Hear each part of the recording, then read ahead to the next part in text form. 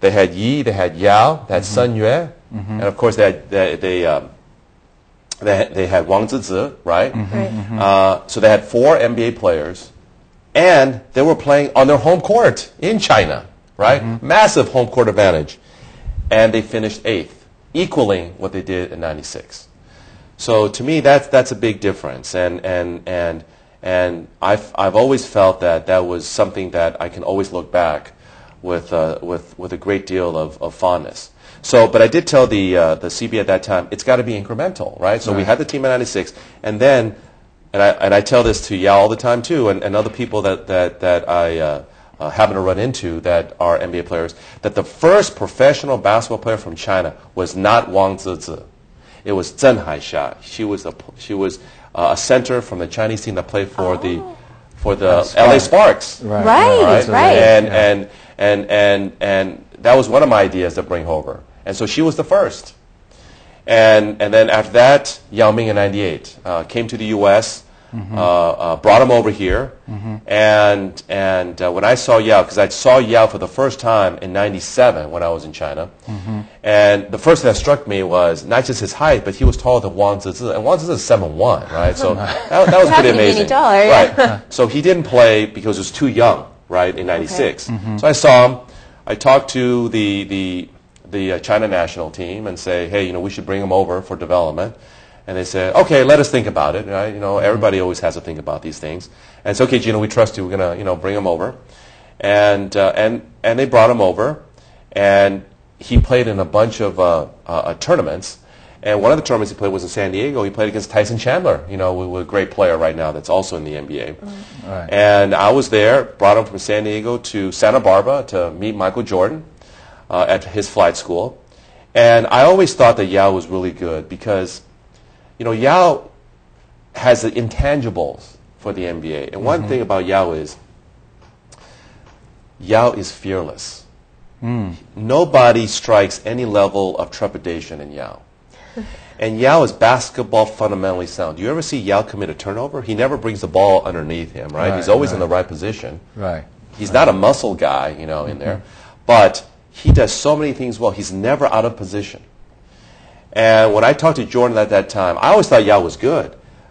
But to be fair, Jordan told me that if he could draft right there, he would draft Yao #1. And that was in '98. Yao didn't come into the league until 2002, 4 years later. Oh, okay. He said he would draft Yao #1. Oh, so And yeah, so he said that he was already, he could see he was already good. Right. So again, it comes down to opportunity, right? Right. And Yao had something that Wang Zizi never had. I actually think that even though Wang Zizi made a lot of money in the NBA, he did not reach his potential, I would say. But Yao has. But I also tell Yao that without Wang, there's no Yao, right? I mean, these are things. And right. And so and Batir also, right? Batir, a great guy, right?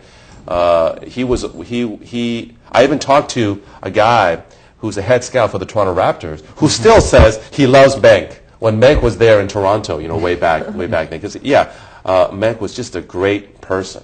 Right. And so now we have this, but here in the U.S., I think we have to do a better job of supporting and encouraging Asian Americans to be successful in sports. Because every Asian American that's been in the NBA has not been born in the United States. Right. And you can't tell me that there isn't an Asian American in the U.S. that's qualified. And my exhibit one for that is Jeremy Lin.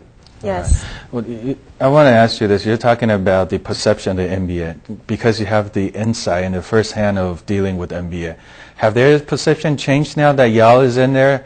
Like you say, you want to see future American-born Asian player in the league. So has that perception changed?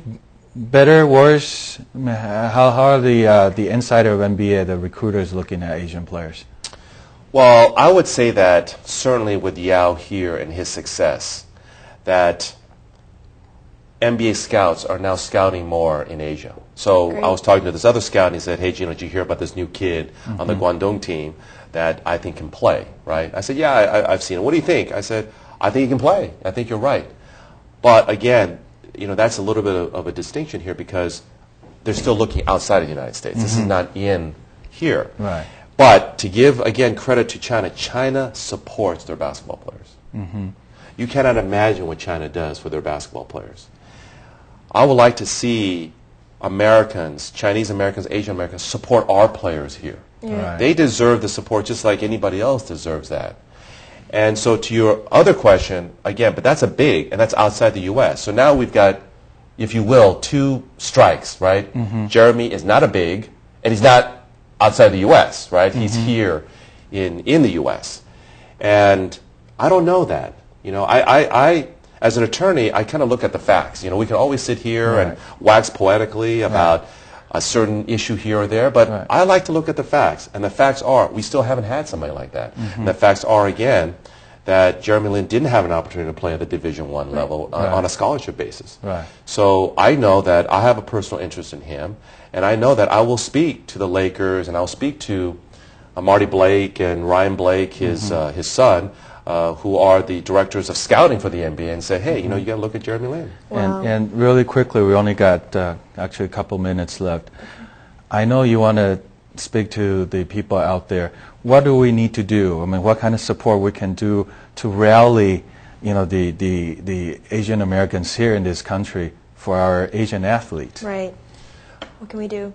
We have to be more participatory, and we have to care about this thing genuinely. I do know when I will say these people's names, I know that they sometimes elicit a negative response, like when I say Jesse Jackson and when I say Al Sharpton.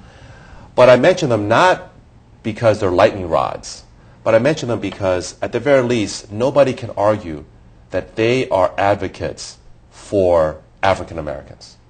Now, whether or not they're doing the right way or wrong way, I'll let other people to decide. But they do make this, and they make it an issue. And I'll give a quick example, if I may. In the NFL, there's a Rooney Rule where NFL teams have to interview a minority candidate before they give a head coaching position to somebody.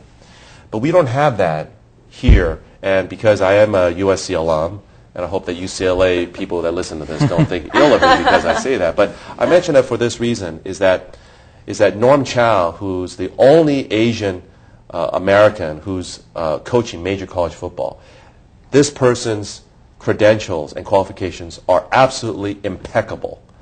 And yet, he's never had an opportunity to coach at the Division I level. And to me, that's just not right.